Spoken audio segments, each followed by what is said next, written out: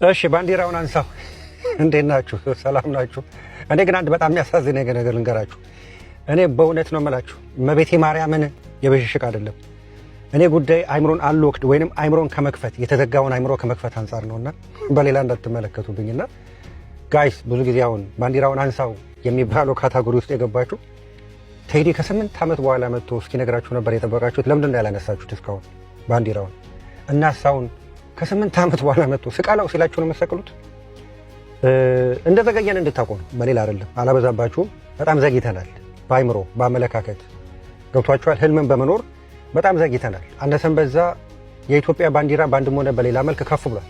በሆነ አጋጣሚ የሆነ ቦታ ልትሰበሰብ ስትሄድ ከአንገት ላይ ወይ ከጥለት ላይ ተቀዶ የሚጣለውን ባንዲራ እያያችሁ ከሆነ ተሳስታችኋል። እሱ ጀስት ተራ ነገር ነው። ባንዲራ ከፍ የሚለው በዓለም አቀፍ ገብቷችሁ ከፍ በሉ። እናንተም ከፍ ነው ማለት ያለባችሁ። በወቅቱ በተለያየ ጉዳይ ገብቷችኋል። በአንዳንድ ሰዎች የበታችነት ስሜት ባላቸው ሰዎች አንዳንድ ጉዳዮች ታች ሊወሰዱ ይችላሉ። እሱን አይደለም ማየት ያለባችሁ። ዝቅ ካላችሁ አስተሳሰባችሁም ዝቅ ነው የሚለው። ከፍ በሉ፣ ከፍ በሉ። የባለፈው የኢትዮጵያ አየር ኃይል 90ኛ ዓመት ሲከበር የት ነበራችሁ? የዛኔ እኮ ባንዲራው ከፍ ብሏል፣ ከፍ ብሏል። ምንድን ነው የምትፈልጉት? ማለት የትኛው ገብቷችኋል? የአእምሮ ዘገምተኝነት ውጤት ስለሆነ ነው እንጂ ከዚህ በኋላም ይህ ሰው አደራ ከጣለባችሁ ቅድም እንዳልኳችሁ ከ8 ዓመት በኋላ መጥቶ ደግሞ ስቀሉት እስኪላችሁ አጠብቁና ብትችሉ ሰቅላችሁ አሳዩን። እንደዘገያችሁ እንድታውቁ ነው። የሚሰቀል ነገር የለም። ኦልሬዲ እየተሰቀለ ነው።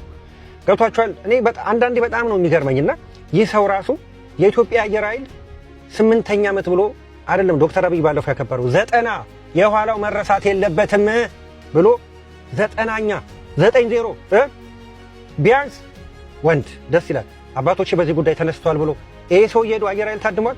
ቁጭ ብሎ አይደል ሲቀም ያለው።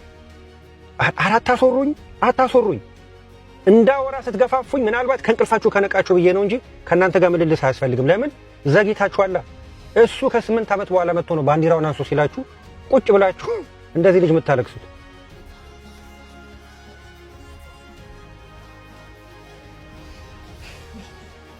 ስለዚህ ይህን ልጅ የመሳሰላችሁ ሰዎች ባንዲራ የሚነሳው በአስተሳሰብ፣ በከፍታ፣ በቴክኖሎጂ፣ በኤአይ ነገ ከነገ ወዲያ ግልብጥ አባትን ላይወጣ ነው። ተሰማ የሚሰማ ካለ እና ቁጭ ብለህ ይሄ ጨርቁን ባንዲራ እያሰብክ ከሆነ ተሳስተሃል። ሌላ ከፍ የሚሉ ሀሳቦች እየመጡ ስለሆነ እዛ ሀሳብ ላይ ከፍ ብሎ ለመሳፈር ራስን አዘጋጅ። አለበዛ ቁጭ ብለህ ማልቀስ መብት ነው። እንደዚህ ልጅና መልካም ቀን